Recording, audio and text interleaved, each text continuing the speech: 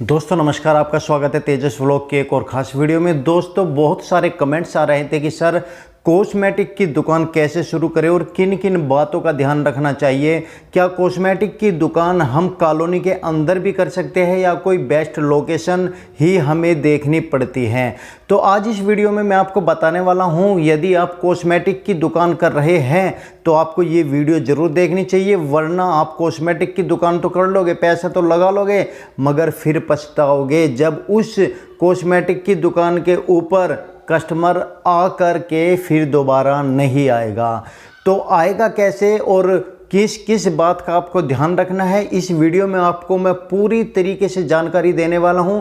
सबसे पहले मैं आपको बता देता हूं कि ये मेरा एक्सपीरियंस है, मेरी अपनी कॉस्मेटिक शॉप भी है और उस कॉस्मेटिक शॉप में मैंने किस तरीके से माल ख़रीदा है, कहां से माल ख़रीदा है, किस बात का ध्यान रखा है, जबकि मुझे भी कोई एक्सपीरियंस कॉस्मेटिक का नहीं था क्योंकि मेरी लाइन से हटके ये था, मगर फिर भी मैंने कॉस्मेटिक का ये काम शुरू किया है। कॉस्मेटिक का जिसको भी नाम लेते हैं सब कहते हैं अच्छा है, मगर दुकान खुलने के बाद कस्टमर दुकान के ऊपर नहीं चढ़ता।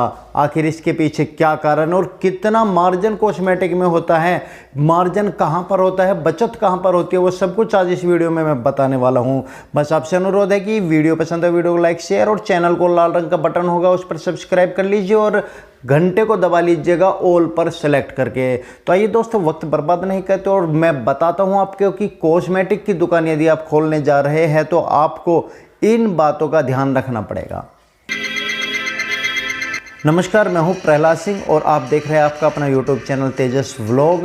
दोस्तों कॉस्मेटिक की दुकान खोलने के लिए सबसे पहले आपके पास तकरीबन 50,000 रुपये होना ज़रूरी है, क्योंकि मैं जो माल लेकर के आया हूं वो मैंने एक चुनिंदा लिस्ट बनाई थी। उस लिस्ट के माध्यम से मेरा जो खर्चा आया है 50,000 रुपये का आया है। देखिए सबसे पहले इंटीरियर होता है, दुकान का इंटीरियर लुकिंग अच्छी होनी चाहिए। यदि लुकिंग आपकी ख़राब रही या आपने ऐसे ही माल भर दिया बिना अच्छे फर्नीचर के, तो ये लेडीज़ जो होती है ना वहाँ पर बिल्कुल भी नहीं आती। साफ़ सफाई और अच्छी सुंदरता दिखने वाली दुकान पर ही ये लेडीज चढ़ती है। सबसे पहली बात आप ये ध्यान रख लीजिए।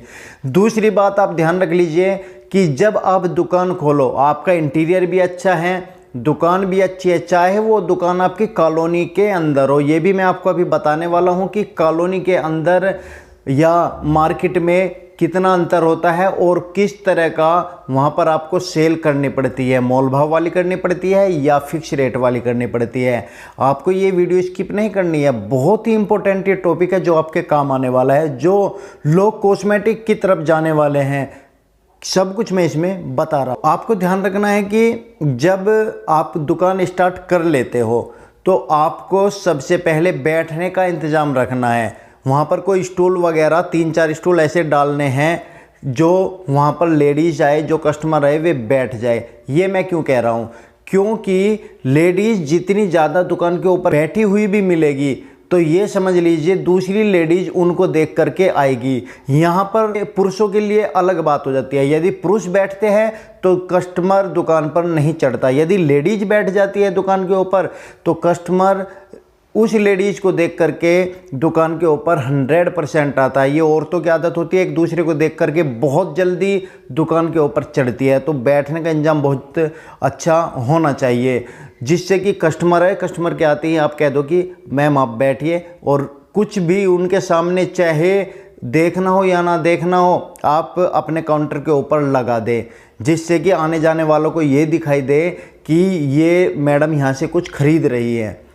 तीसरी बात, जो लेडीज आए ज़्यादातर उसको आप भाभी कह करके संबोधित करें, आंटी कह करके संबोधित ना करें। यदि कोई ऐसी महिला है जिसको आप बहन कह सकते हो मगर आंटी मत कहना, या जिसकी उम्र काफ़ी ज़्यादा है और आप उसे भाभी नहीं कह सकते, मैडम कहकर ही संबोधित करें। ये ऐसा बिजनेस है, क्योंकि आंटी कहता है कोई उनको तो वे परेशान हो जाती है और वो परेशानी कहीं आपकी दुकानदारी को लेकर ना बैठ जाए। इसलिए मैं आपको ये बात कह रहा हूँ और अपने एक्सपीरियंस से ही कह रहा हूँ। दोस्तों एक चीज़ आपको और ध्यान रखनी है, जब आप मार्केट के अंदर सामान लेने के लिए जाए, आप नए होंगे, आपको एक्सपीरियंस नहीं होगा। बहुत सारे लोगों के मुंह से आपने सुना होगा कि आप कहीं दुकान पर काम कर लीजिए, किसी कॉस्मेटिक वाले के पास 3-4 महीने काम कर लीजिए। ज़रा एक बात सोचने वाली है, जब आप किसी दुकान के ऊपर 3-4 महीने काम करोगे तो वो मालिक बेवकूफ़ थोड़ा ही है कि आपको सारी जानकारी दे देगा, कहाँ से माल लाएगा, कितना मार्जिन लेगा, क्यों देगा, उसे क्या ज़रूरत है, उसका तो एक सेल्समैन ख़त्म हो रहा है। फिर आपको वो बंदा 3-4 महीने के लिए रखेगा क्यों, जबकि उसे पता है कि आप अपनी एक शॉप डालने के लिए जा रहे हैं, तो कोई भी नहीं रखेगा। इसलिए मैं आपसे कहता हूँ कि हिम्मत दिखाए। अगर आपको एक्सपीरियंस नहीं है कोई बात नहीं, आपको एक्सपीरियंस करने से होगा। बस आपको ध्यान क्या रखना है वो चीज़ आप समझ लीजिए, भले ही आपका एक्सपीरियंस ना हो। सबसे बड़ी बात होती है इसमें माल खरीदने की, क्योंकि इसमें एक छोटा छोटा आइटम होता है, क्रीम आइटम होता है और एक्सपायरी डेट वाले आइटम होते हैं। सबसे पहले आपको जहाँ से भी माल खरीदना है आपको एक्सपायरी डेट देखनी है। तकरीबन 2-2 साल की एक्सपायरी डेट इसमें होती है। कभी कभी ऐसा होता है कि दुकानदार समझ जाता है कि ये नया बंदा है, तो जो एक्सपायरी होने वाली है, जिसके 5-6 महीने पड़े हैं, वो वाला प्रोडक्ट दे देता है और 5-6 महीने तक नई दुकान नहीं चल पाती। और फिर होता क्या है कि वो माल एक्सपायरी होने लगता है, कस्टमर नहीं खरीदता, फिर कस्टमर आपकी दुकान पर आना बंद कर देता है। तो सबसे पहले आपको एक्सपायरी डेट देखनी है प्रत्येक प्रोडक्ट की, या फिर आपको एक काम करना है। ज़्यादातर लोग क्या करते हैं, सदर बाज़ार का नाम सुना है दिल्ली में, सदर बाज़ार जाते हैं, एक्सपीरियंस उन्हें होता नहीं और जा करके लुट पिट जाते हैं, क्योंकि वहाँ पे इतना वक्त नहीं मिलता कि आप लोग एक्सपायरी डेट एक एक माल की चेक कर सको या वहाँ पर भीड़ लगा कर खड़े हो जाओ, क्योंकि ऑलरेडी इतनी भीड़ होती है कि वे जल्दी जल्दी जल्दी जल्दी करते रहते हैं और आप लोग लुट पिट कर वहाँ पर बैठ जाते हो। फिर जब माल लेकर के घर आते हो तो पता चलता है कि वो माल तो सारा ही बेकार है, 2-4 महीने में 6 महीने में ख़त्म हो जाएगा। और जो माल आप पसंद करते हो उससे एक्स्ट्रा भी माल वे लोग डाल देते हैं, चाहे आपकी लिस्ट में हो या ना हो। और बिल जब बनाते हैं तो वे बिल ऐसा बनाते हैं, आपको दिखाते कुछ और है और बनाते कुछ और है। मैं सभी सदर वालों की बात नहीं कर रहा, बहुत अच्छे अच्छे दुकानदार भी हैं वहाँ पर, मगर उन दुकानदारों तक पहुँचना नए बंदे के लिए इम्पॉसिबल है, क्योंकि इतनी पतली पतली गलियां हैं, छोटे छोटे से रास्ते हैं, इतनी सारी भीड़ है, तो दुकान मिल पाना मुश्किल हो जाती है। इसलिए मैं कहता हूं कि आपका जो लोकल होलसेलर है, आप उस होलसेलर के पास जाइए। सबसे पहले तो वो आपका टेस्ट समझेगा कि आपके एरिया में क्या माल बिकेगा। जबकि लेडीज़ आइटम में, कॉस्मेटिक के आइटम में लगभग वही आइटम चलते हैं हर जगह, क्रीम पाउडर और आपके अंडरगारमेंट्स और ज्वेलरी और आपके ब्लीच या फेशियल, इस तरह के आइटम चलते हैं, बहुत सारे हैं। मैं आपको अभी दिखा देता हूँ, मेरी स्क्रीन के ऊपर देख लीजिए, बैकग्राउंड में आपको मेरी दुकान की जो प्रोडक्ट है वो आपको शो हो रहा होगा। मैं सदर बाज़ार से माल नहीं लाया क्योंकि मुझे एक्सपीरियंस नहीं था। मैं अपने लोकल एरिया में गया, वहाँ पर होलसेलर थे, माल लाया, 2% का डिफरेंस आया सदर बाज़ार में और यहाँ पर, मगर एक विश्वास वाला माल मिला और विदाउट एक्सपायरी वाला माल मिला।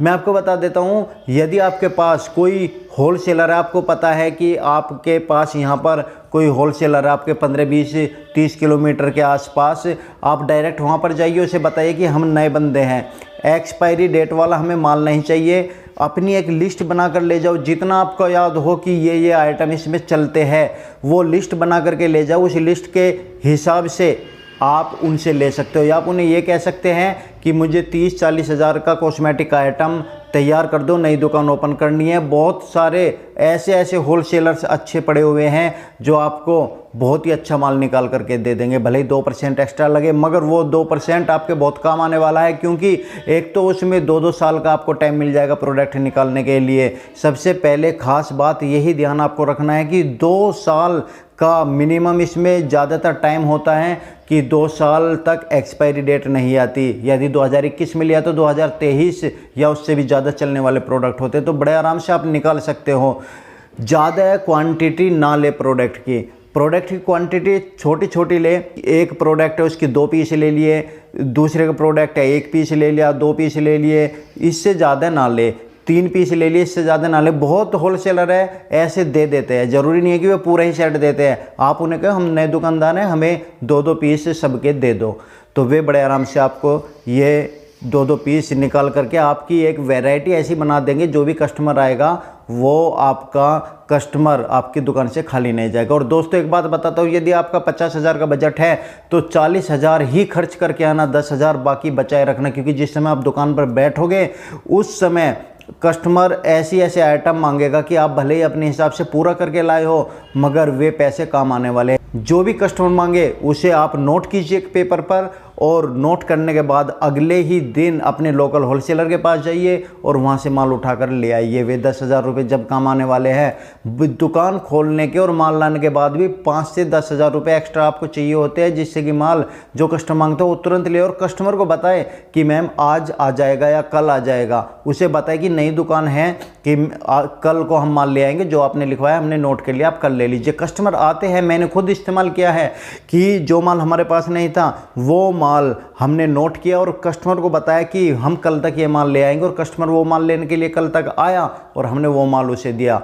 तो एक और इम्पोर्टेंट बात मैं आपको बता देता हूँ कि बहुत सारे नए दुकानदार क्या करते हैं, शुरू में ही ये सोचते हैं कि आप अच्छा सा मार्जिन ले लो और कस्टमर को जितना हो सके उतने ज़्यादा प्रोडक्ट दो, अपनी दुकान में भर दो, मगर मार्जिन के ऊपर ध्यान नहीं देते, मार्जिन ज़्यादा लेते हैं। क्यों? क्योंकि कॉस्मेटिक में बहुत कम मार्जिन है। मैं आपको बता देता हूँ, कॉस्मेटिक में आपको 2-2 रुपये, 5 रुपये, 7 रुपये ऐसे बचेंगे। तो इसमें आपको सेल बढ़ाने की ज़रूरत पड़ती है। जितनी ज़्यादा सेल होगी उतनी ही ज़्यादा आपकी इनकम होगी। यदि एक दिन में 1-2 कस्टमर आ रहा है तो आपको 2, 4, 5, 10 रुपये ही कमा कर बैठोगे। तो यहाँ पर आपको सेल बढ़ाना बहुत ज़रूरी है। और ध्यान रखना, लेडीज़ के सामने यदि आपने 1 रुपया भी फालतू ले दिया तो लेडीज़ आपकी दुकान पर दोबारा नहीं आएगी और सारे मोहल्ले में, सारी कॉलोनी में फैला देगी कि वो तो महंगा देता है। इस बात का खास तौर पर ध्यान रखना है। एक मार्जिन फिक्स कर लीजिए कि हमें इतना मार्जिन लेना है, या आपको मोल भाव करना है। यदि मार्केट के अंदर है तो मोल भाव वाली दुकान कर ले, लेडीज़ में कोई दिक्कत नहीं। यदि कॉलोनी के अंदर हैं तो मैं आपको बताता हूं कि फिक्स रेट रखे सभी के लिए, क्योंकि सभी आपके जान पहचान के होते हैं। और यदि आपने किसी को कम, किसी को ज़्यादा रेट दे दिया तो उसमें एक प्रॉब्लम आपको होगी, क्योंकि ये सब लोग शाम को घूमते हैं, एक साथ उठते बैठते हैं। दिन में कभी भी कोई चीज़, कोई प्रोडक्ट दिख गया किसी लेडीज़ को कि ये कहाँ से लाई, उसने बताई इतने का लाई थी, वहाँ से लाई थी, और वही प्रोडक्ट आपने उस लेडीज़ को महंगा दे दिया हो तो वो लेडीज़ तुरंत आपकी दुकान पर पहुँचेगी और वो लेडीज़ आपकी दुकान से कट जाएगी। इसलिए कॉलोनी में मैं कहता हूँ कि फिक्स रेट रखे, जो सभी को एक समान रेट मिले, चाहे बच्चा आए, बड़े आए, कोई भी आए, तो एक कस्टमर का विश्वास जमता है। और मार्जिन ज़्यादा बिल्कुल ना ले। सपोज कीजिए कोई 8 रुपये की चीज़ आ रही है, 8 रुपये का मतलब आपने 20% मार्जिन लिया, 1 रुपया 60 पैसे 20% में आपका पड़ेगा, यानी कि 9 रुपये 60 पैसे। आप उसे 10 रुपये की दीजिए, यानी कि आपने 20% लेने से 10 रुपये बैठा है 8 रुपये का। इसी वजह से और सारे प्रोडक्ट पे भी आप 20% लगा लीजिए फिक्स रेट में। जितने का भी प्रोडक्ट है 20% लगा लीजिए, इससे ज़्यादा मार्जिन ना ले, क्योंकि जितना कम मार्जिन होगा सेल उतनी ज़्यादा बढ़ेगी और इसमें सेल का ही प्रॉफिट है। जितनी ज़्यादा सेल बढ़ेगी उतनी ज़्यादा आपको प्रॉफिट होगा। जिस तरह एक परचून की दुकान में आपने देखा होगा 1-1 रुपये की चीज़ मिलती है, 2-2 रुपये की चीज़ मिलती है, लेकिन वे भी शाम के समय गल्ला जब थामते हैं तो काफ़ी उनको बचत हो जाती है। इसी तरीके से कॉस्मेटिक का है कि आपको यदि आपने 1 भी रुपया बढ़ाकर ले लिया तो आपकी दुकान पर चढ़ने वाला नहीं है कोई भी। यहाँ पर आपको मार्जिन बहुत सोच समझ कर रखना पड़ेगा, बहुत कम रखना पड़ेगा, क्योंकि लेडीज़ हमेशा उसकी दुकान पर आती हैं जिसकी दुकान पर अच्छा माल मिल जाए और सस्ते में मिल जाए। क्योंकि लेडीज़ को बार्गिंग करने की आदत होती है और बार्गिंग आपकी दुकान पर नहीं होगी, फिक्स रेट होगा। कॉलोनी की दुकान है तो आप जब कम रेट में देगो तो लेडीज़ आज नहीं तो कल समझ जाएगी उस बात को कि वो कम रेट में देता है। आजकल सब लोग पढ़े लिखे हैं, इसलिए आपकी दुकान की तरफ रुचि होगी और मार्केट में जाना बंद कर देगी, आपकी दुकान से ही माल लेगी। इस बात की टेंशन मत लेना कि लेडीज आई और एक बार माल का रेट पूछ कर चली गई, फिर मार्केट में से ले, लेकिन जब मार्केट में जाएगी उसे महंगा मिलेगा जब आपका 20% वहाँ पर होगा। तो इस बात का आप लोगों को ध्यान रखना है। यदि आपको थोड़ा बहुत एक्सपीरियंस है और आप सदर बाज़ार में जा रहे हैं माल लेने के लिए, तो एक भी दुकान से माल ना ले, सारा का सारा अलग अलग दुकानों से माल ले, तभी आपको बेनिफिट होगा। यदि एक दुकान से माल लिया तो वो एक प्रोडक्ट सस्ता बताएगा और दूसरे में एक्स्ट्रा जोड़ करके बिल ऐसा बैठा देगा कि जब आप घर जाकर जोड़ोगे तो वो आपके बजट से बाहर हो जाएगा। इसलिए अलग अलग दुकान से आपको माल लेना चाहिए, ये मेरी राय आपको। और दोस्तों कॉस्मेटिक के आइटम में ज़्यादा लंबा चौड़ा मार्जिन नहीं है। मैं आपको पहले बता देता हूँ, यदि आप कॉस्मेटिक का काम खोल रहे हैं और आप सोच रहे हैं कि एक दिन में हम हज़ार रुपए कमा लेंगे, तो ये शुरू में पॉसिबल नहीं है। हाँ, इसमें 1000 रुपये 2000 रुपये भी दिन में कमा सकते हैं, मगर सेल बढ़नी चाहिए, लगातार कस्टमर आने चाहिए। और सबसे ज़्यादा बेनिफिट इस काम में है ज्वेलरी के आइटम में और अंडर गारमेंट्स में या चूड़ियों में। इन प्रोडक्ट में सबसे ज़्यादा मार्जिन है। तो एक चूड़ी के डिब्बे पर 10 रुपये तक बच जाते हैं। और ज्वेलरी की बात करें तो डबल रेट भी चली जाती है। अंडर गारमेंट्स की बात करें तो एक गारमेंट्स पर 20, 30, 40, 50 रुपये भी बच जाते हैं। क्वालिटी के ऊपर बात होती है। मगर ये जो कॉस्मेटिक के क्रीम पाउडर वगैरह हैं, इन पे 2-2, 4-4, 1-1, 2-2 रुपये ही बचता है। और सबसे ज़्यादा आइटम यही होते हैं और सबसे ज़्यादा यही बिकते हैं। अंडर गारमेंट्स चूड़ी ये कि उनके त्योहारों के समय ही ये बिकती है, रोज़ाना ये नहीं बिकती। इसलिए कॉस्मेटिक पर आपको ध्यान देना है, कॉस्मेटिक की सेल आपको बढ़ानी है। देखिए, लेडीज़ को अपनी तरफ खींचने का सबसे आसान तरीका है कि छोटा मोटा गिफ्ट ज़रूर रख दे, चाहे महीने में रख दे या 15 दिन पे रख दे, या फिर आप कुछ सेल पर रख दे कि आप महीने में यदि हमारी दुकान से इतने का माल लेती है तो हम आपको ये गिफ्ट देंगे, या कोई स्क्रैच कार्ड देंगे, उसमें आपके ये इनाम निकल सकते हैं। आप अपना हिसाब किताब बना करके जब ये काम करें, क्योंकि गिफ्ट में काम करना आसान नहीं है। ऐसा ना हो कि आप गिफ्ट दे दें और आपको इतना मार्जिन भी ना मिले और आपको नुकसान में दुकान चली जाए। फिर आप कहे कि हम तो यूट्यूब की वीडियो देखी थी, उसके बाद हमने गिफ्ट रख दिए जैसे सर ने बताए थे। तो ऐसा नहीं, पहले पूरी कैलकुलेशन करनी पड़ती है कि यदि कस्टमर इतने आए और हमने इतने रख दिए तो हमें बेनिफिट होगा या नुकसान होगा। ये सब कुछ आपको तैयारी करनी पड़ती है, एक पेपर वर्क करना पड़ता है, तब इस तरह से गिफ्ट रखे जाते हैं या स्क्रैच कार्ड करके इनाम रखे जाते हैं। मगर ये बहुत अच्छा ऑप्शन होता है कि लेडीज़ को आकर्षित करने का। यदि कॉलोनीज की दुकान है तो आपको पंपलेट्स बंटवाने चाहिए, कुछ कॉर्नर पर होर्डिंग्स लगवा देने चाहिए, छोटे छोटे खंभों पर जो लगते हैं, बैनर लगवा देने चाहिए, घरों तक उनके पहुंचाना चाहिए कि आप ये काम कर रहे हैं। घर में बैठे, दुकान के अंदर बैठे हुए चोरी छुपे कुछ भी काम ना करें कि चुपचाप आपने स्कीम चला दी और को पता ही नहीं, तो ऐसा काम ना करें। जितना ज़्यादा दिखावा होगा इसमें उतना ही ज़्यादा बेनिफिट आपको होगा।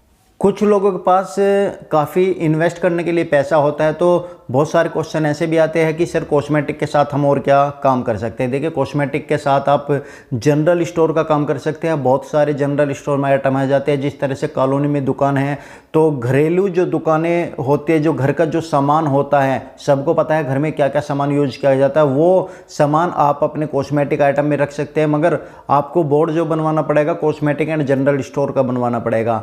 ये बात आप लोग ध्यान रखिएगा। और कुछ आइटम आपको बाहर भी डिस्प्ले करने पड़ेंगे, तभी लोगों को पता चलेगा, या आपको एडवर्टाइज थोड़ा सा करना पड़ेगा। और जब आपका एक बार कस्टमर चढ़ना शुरू हो जाएगा तो आपको अपना व्यवहार बना के रखना है, आसमान में नहीं उड़ना है। जब आप ठीक हो जाओगे कि आपके कस्टमर आपकी दुकान पर आने लगे हैं, तो तब आप स्कीम चलाइएगा। मैं यूँ कह रहा हूँ कि वे कस्टमर माउथ पब्लिसिटी इतनी ज़्यादा करेंगे कि आपकी दुकान के ऊपर बहुत अच्छी सेल होगी, और जब सेल होगी तो बहुत अच्छी कमाई होगी। दोस्तों, ये मेरा एक्सपीरियंस था और बैकग्राउंड में मैं बार बार दिखाता आ रहा हूँ, ये मेरी शॉप की लुकिंग थी और कुछ प्रोडक्ट थे।